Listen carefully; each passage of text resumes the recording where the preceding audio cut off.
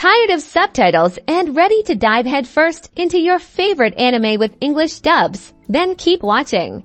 Alright, let's get started. First, make sure you're logged into your Crunchyroll account on your preferred device, whether that's your computer, phone, tablet, or even your smart TV. Once logged in, look for your profile icon on the website.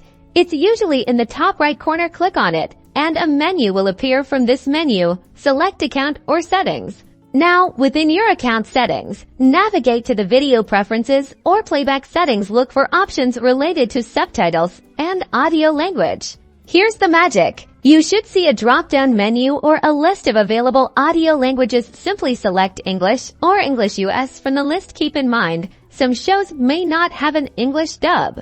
And that's it. Once you've selected English, the next episode you watch should automatically play with the English dub. You can always change this setting if you want to switch back to the original Japanese audio with subtitles. Enjoy binging your favorite anime without constantly reading.